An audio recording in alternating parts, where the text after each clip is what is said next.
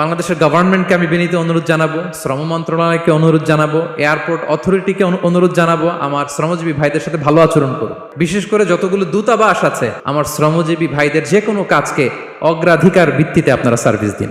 এটা দিতেই হবে। তারা ভালো থাকলে ভালো থাকবে Bangladesh.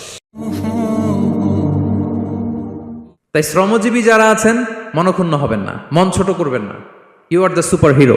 You are the superhero. You are the remittance fighter of our country. এজন্য রাস্তা দিয়ে যখন হাঁটবেন, বুক ফুলিয়ে হাঁটবেন, আর বস্তা ভরে টাকা নিয়ে দেশে ফিরবেন। ঠিক কিনা বলেন? বুক ফুলিয়ে হাঁটতে হবে। এজন্য আমি আমার প্রিয় মাতৃভূমি বাংলাদেশের গভর্নমেন্টকে অনুরোধ করব, আমাদের শ্রমজীবী ভাইদের যাতে সুবিধা হয় এই ব্যবস্থা আপনাদের করতে হবে। বিনীত অনুরোধ রাখবো। শ্রম মন্ত্রণালয়ে যারা দায়িত্বে আছেন, স্পেশালি তাদেরকে রিকোয়েস্ট করব, আমাদের শ্রমজীবী ভাইদের যেন কোনো কষ্ট না হয়, কারণ তাদের পাঠানো রেমিটেন্সে সচল থাকে আমার দেশের অর্থনীতির চাকা। তারা ভালো থাকলে ভালো থাকবে বাংলাদেশ। Very simple. ঠিক কিনা বলেন?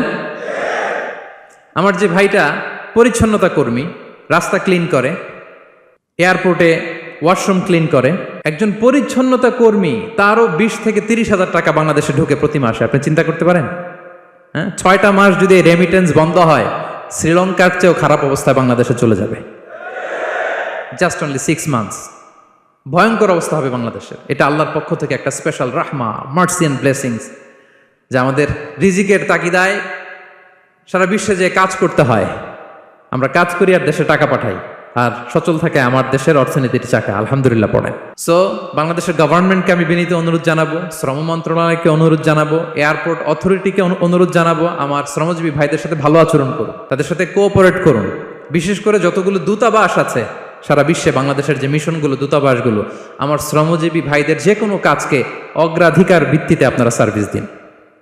এটা দিতেই হবে। ঠিক কিনা বলেন? তারা ভালো থাকলে ভালো থাকবে বাংলাদেশ। তো এই জন্য শ্রমের কোনো বিকল্প নাই।